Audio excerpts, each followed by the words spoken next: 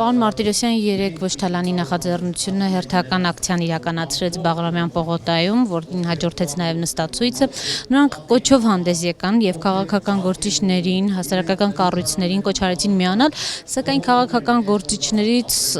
շատ քչերը միացան։ Դուք էլ չկայիք, ինչով է պայմանավորված այս պասիվությունը։ Դուք գիտեք, որ նախ կուսակցությունները մասնակցում են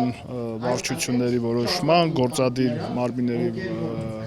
որոշումների հիման վրա, դա մեկ, երկրորդ մասնակցում են այն պարագայում, երբ տեսակետների մոտեցում կա։ Այս պարագայում մենք կարծում ենք, որ խնդիրը 7 դրամը չի, մենք կարծում ենք, որ 7 դրամ ընդամենը հետևանքներից մեկն է, պատճառներն է պետք վերացնել, իսկ պատճառները առաջերտին թաքվում են ոչ լեգիտիմ իշխանություն ունենալու մեջ։ Ուստի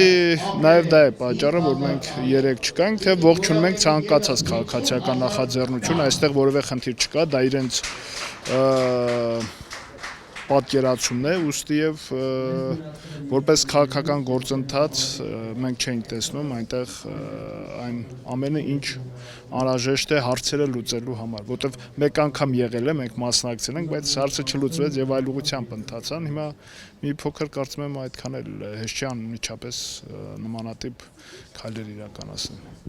Պարոն Մարտիրոսյան, այսօր նրանք արդեն հանդես են եկել հայտարարությամբ եւ ըստ էության 18:00-ին անհնազանդության ակցիաներ կիրականացվեն։ Երեք փաստորեն չթողեցին նրանց Բաղրամյան պողոտա։ Այստեղ օրակարգը կարևոր է, որովհետեւ կուսակցությունը